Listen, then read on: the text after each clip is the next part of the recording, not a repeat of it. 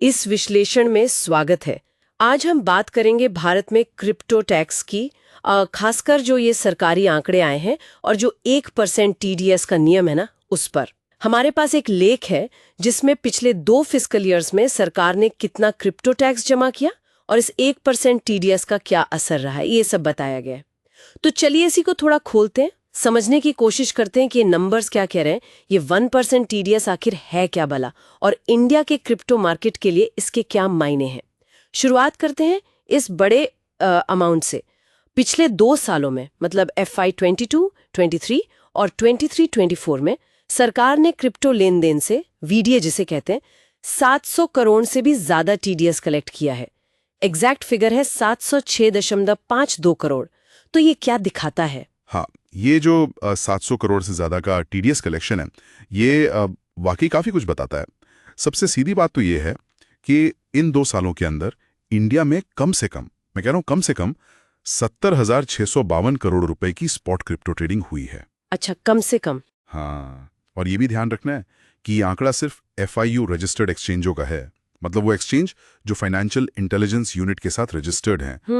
तो ये अपने आप में बड़ी बात है, क्योंकि ये दिखाता है कि देखो, भले ही रेगुलेशन को लेकर थोड़ी अनिश्चितता हो, बैंकों की तरफ से कुछ दिक्कतें आई हों, निकासी पर रोक की बातें हुई हों, हाँ, फिर भी क्रिप्टो में एक्टिविटी तो जबरदस्त चल रही है, बाजार में लचीलापन है। अच्छा, तो मतलब रूल्स क्लियर ना होने के बावजूद भी लोग जमकर ट्रेडिंग कर रहे हैं।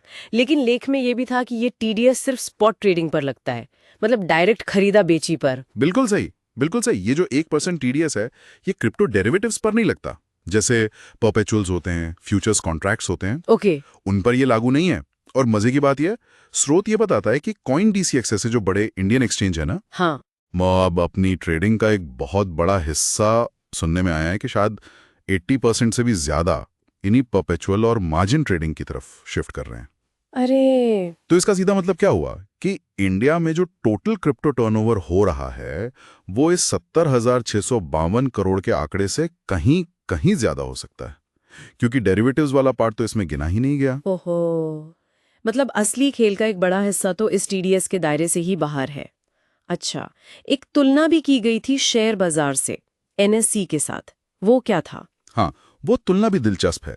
स्रोत ने क्या किया कि इन 2 सालों का जो क्रिप्टो स्पॉट टर्नओवर है, यानी 70,652 करोड़, उसकी तुलना NSE के सिर्फ 1 साल FY 24-25 के टर्नओवर से की, जो कि 1,12,963 करोड़ था।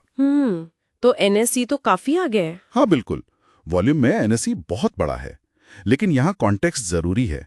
NSE एक मैच्योर मार्केट है, पुराना, स्थिर, विकसित, है ना? सही। दूसरी तरफ क्रिप्टो अभी नया है, तेजी से बढ़ रहा है, यूजर्स लगातार जुड़ रहे हैं, भले ही नियम कायदे भी पूरी तरह साफ ना हो। तो ये तुलना दिखाती है कि क्रिप्टो भले अभी छोटा दिखता हो NSE के सामने, पर इसकी ग्रोथ की स्पीड बहुत तेज है। समझ गई। अब आते हैं उस बड़े सवाल पर जो शायद हर क्रिप्टो इन्वेस्टर सोच रहा होगा। क्या सरकार ये 1% टीडीएस हटाएगी या कम करेगी? किसी नेताजी ने मांग भी की थी शायद। हाँ, स्रोत में जिक्र है कि बीजेपी नेता हैं रितेश पांडे।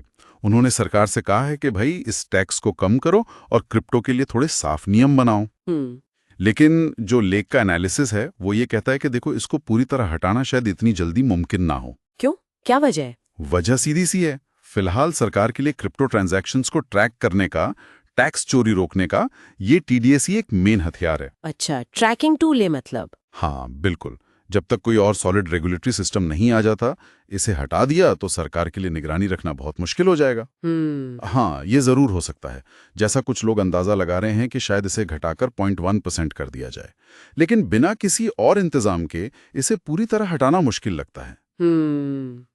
तो ये एक तरह की दुविधा है। सरकार को ट्रैकिंग के लिए चाहिए, इन्वेस्टर्स पर बोझ है। तो चलिए इस पूरी बातचीत को समेटते हैं। मुख्य बातें क्या रहीं? देखिए, मोटी मोटी 3 बातें हैं। पहली, इंडिया में रेगुलेटरी दिक्कतें हैं, फिर भी क्रिप्टो में बहुत ज्यादा एक्टिविटी है।